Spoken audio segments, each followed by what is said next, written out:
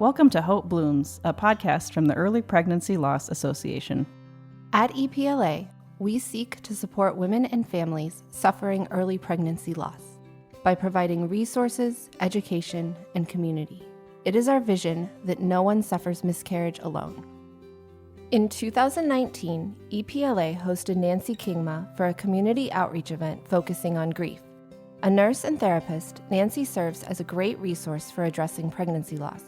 She met with our organization's board and gave a public talk about grief during and after pregnancy loss. EPLA's Executive Director, Emily Carrington, recorded this podcast with her during her visit. In this episode, we talk about Nancy's 40 years of experience caring for families suffering loss.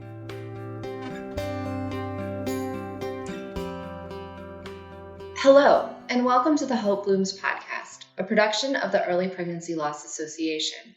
Today we have Nancy Kingma as a special guest. Nancy, could you first tell us about your professional experience caring for women and families following loss? Yes, and I'm really glad to be here. I began caring for families as a labor and delivery nurse, and that was in 1978.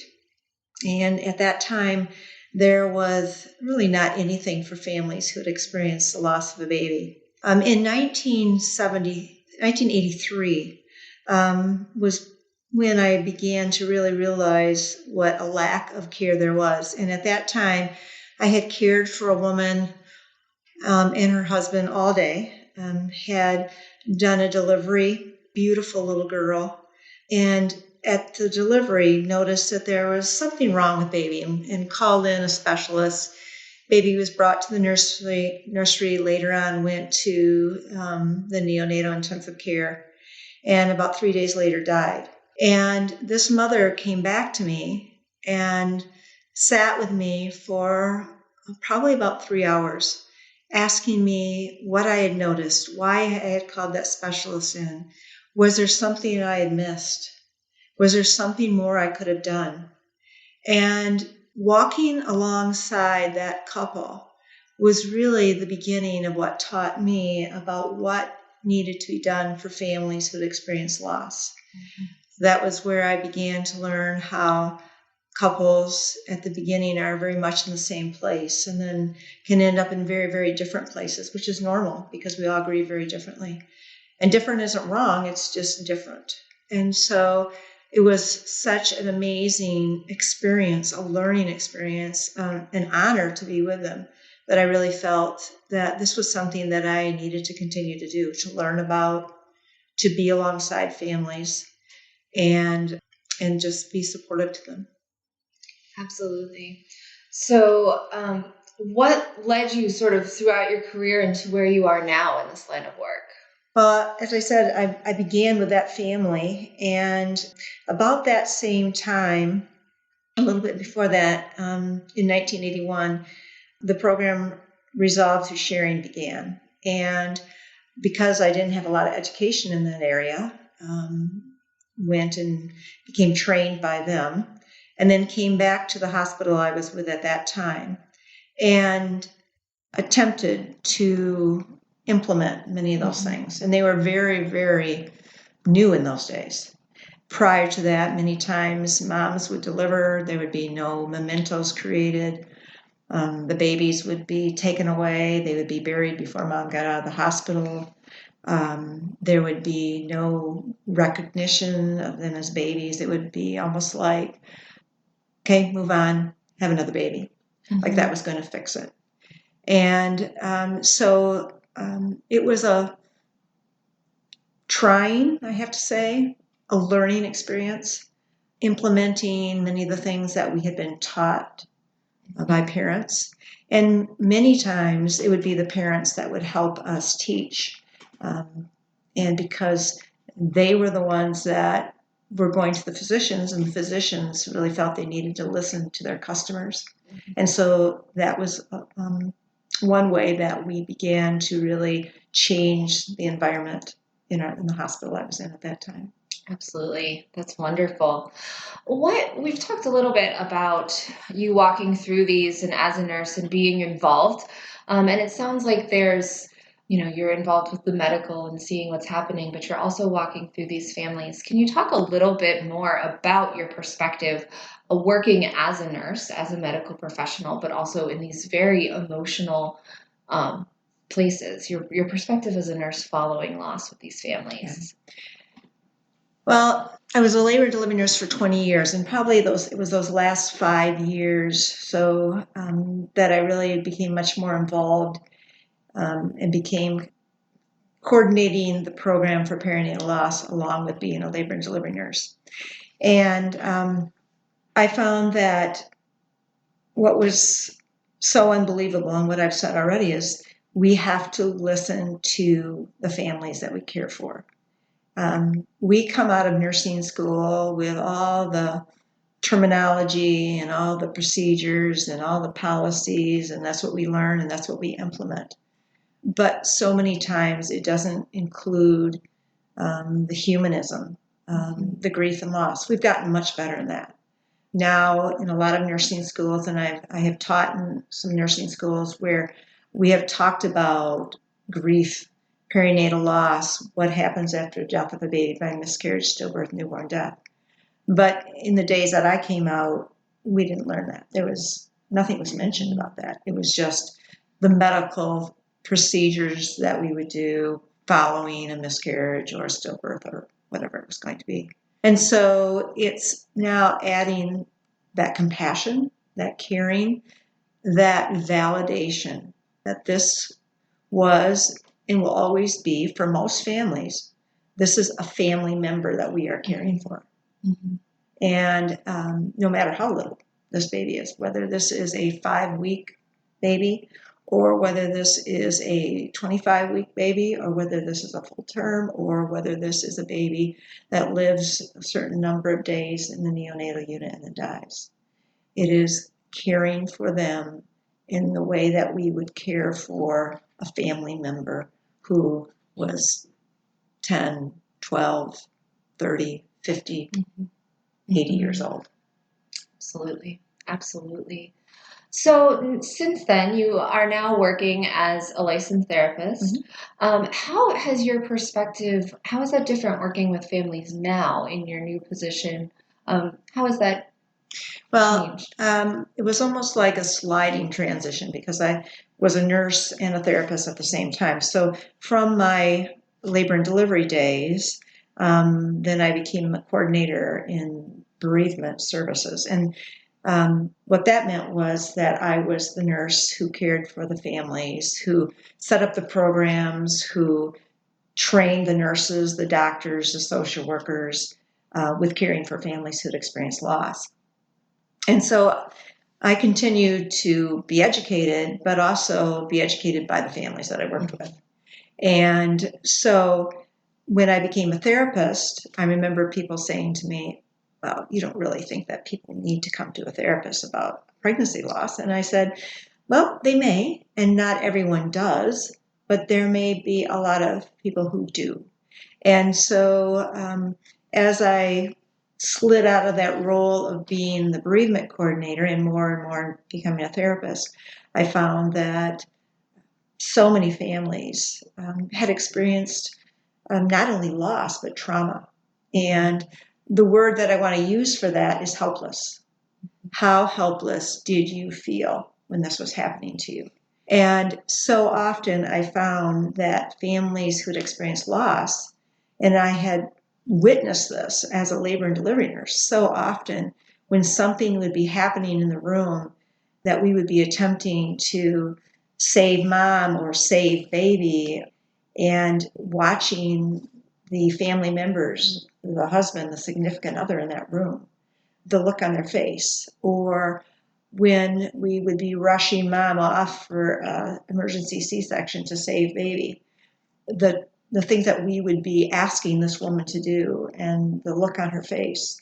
And so at this present time, as a therapist, I also do probably 80 to 90% of my clients is also trauma work because it is helpless. And so many women do not realize that not only mixed in this grief is trauma many times. And I ask them, how helpless did you feel? And I'm going to encourage women who have experienced loss to talk to their physicians about this if they feel that helplessness, because they may also need to be supported and cared for by someone who does trauma work to help them to be in the healthiest place possible for subsequent pregnancies, if that's what they hope to have. I also know as a labor and delivery nurse that when we have mom, and of course dad, but mom in a healthy place for a subsequent pregnancy after loss, not only are we helping that to be a healthier pregnancy, but also I do a lot of postpartum depression, and we know that women who experience pregnancy loss are more prone to, but not automatically prone to, postpartum depression. Mm-hmm. And so it was just a beautiful transition to be able to take what I had learned as a labor and delivery nurse, as a bereavement coordinator, and continue to use that as a therapist, guiding families, supporting families, giving them the tools they need to help them to have the healthiest subsequent pregnancies after loss possible. Absolutely. That is great. So you obviously have this professional experience and perspective, but as pregnancy loss is very common, it's likely that friends, family, loved ones, even if you're not walking through this loss yourself, you might be supporting someone you love very dearly.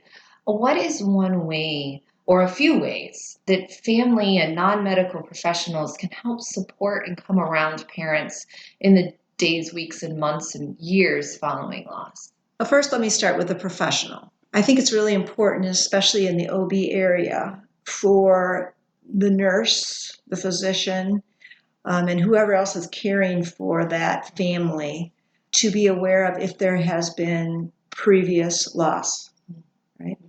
When they come back into the hospital, there are a lot of triggers. And so often that's one of the things that I will work through with the families that I care for, to go back in a particular room, to go be in a particular hallway, to be back in that neonatal unit, whatever it is. And so it is of utmost importance for us to know that there's been a loss, but also to validate that loss to them and to ask them, if they don't come in with a birth plan, to say, what are the things that you hope for this pregnancy, for this delivery? How can we help you in light of the loss or losses you've had? How can we be of support to you? What do you need? And that is going to make it for that family. If we listen to them and we support them and we give them what they need, and I'm not saying if it's totally off the wall, then you explain it to them why. If it's something that is going to be harmful to them or their baby, you explain that. But they're not going to come to you with anything that's going to be harmful for them to the baby. They're going to say to you, most likely, if there's something going on, I want you to do everything possible to keep my baby safe. But these are the things that I desire. I desire skin to skin. I desire that my baby's not taken from me. I desire, and these are all things that you desire to have for your family when you're a labor and delivery. You want them to be able to have that beautiful moment. And if they can't because something's gone wrong, or baby's not doing well, or mom's not doing well, then you need to make sure that you explain that to them. This is why I'm doing this. This is what we need to do right now. And it's really important for them to be able to be given that information. Right. Absolutely. So do you think that overall, we've talked about how things have changed. Do you think that as a culture, that things are getting better, that things are opening up, that we're caring for women? And what could we do, again, as when they come home from the hospital? How can we help take care of them? And I think that's going to go back to your last question that I didn't get to answer about friends and family, okay? That's all right. That's all right. So we've gotten better. We definitely have gotten better. So if I think about when I started as a labor and delivery nurse to now, we've grown, we've added programs in hospitals, we've added support in the community. Women are speaking up more, they're saying what they need. Men are speaking up, saying what they need. I mean, we have gotten much, much better. Are we perfect? No, not by any means. And there are still many, many people who have no idea how to respond to a family when there has been a pregnancy loss, whether by miscarriage, stillbirth, or newborn death. And so there is so much more room to grow and so much more support to be given. And I think it's beautiful, like your organization, as you continue to support women with loss, pregnancy loss. It's so, so vital to the health of a community. And so I think education about grief, first of all, is huge. And that was one of the things that I had the honor of doing many, many times when I worked in the hospital, and I continue to do that as a therapist. But information about grief, because people don't know what they don't know. And so we have to continue to educate, and using parents to help educate, talking about giving them stories to help them to understand is huge, and just allowing them to take that in and almost challenging them to begin dialogue, begin supporting families around them who have loss. And to be able to say, I'm sorry. Right. I'm sorry about your loss. And to be able to say, I don't know what to say. Yes. That is so much better than ignoring them. And to say, I heard that, you had a miscarriage and I don't know what to say, but I'm so sorry. And then to say, if you can, how can I help? And that individual that you're speaking to, whether it's the woman or the man of the relationship, they may not know how you can help. But then do things that you think might be helpful, like bring a dinner or offer to take care of other children if they have other children, or send them a gift card. If you can't get too close, then do things from afar, but at least be supportive. Send a gift card to a restaurant and say, it might be just a wonderful thing for you to go out for dinner together and just spend some quiet time together. And so there are things that you can do from afar, but the worst thing that you can do is to ignore it or to not say anything. And that goes for family member or friend or acquaintance or peer at work. Now, there are some people who are very private, and you might want to, just ask them, and if you know they're private, you might want to say, okay, how do you want me to talk about the baby? Is it helpful to you? To ask those questions. And that may seem like that's a big step, but at least you are saying to them, I want to be of support to you. And if you don't want to talk about the baby, and some don't, to say, okay, but know that I'm thinking about you. I'm praying for you, or whatever is a way that you can say to them that I'm here supporting you. Absolutely. Absolutely. It's the vision of the Early Pregnancy Loss Association that no family suffers pregnancy loss alone. And whatever that means, to be there. We know that everyone grieves and experiences different and need different things, but to come together is very powerful. Is there anything else you would like to add, or?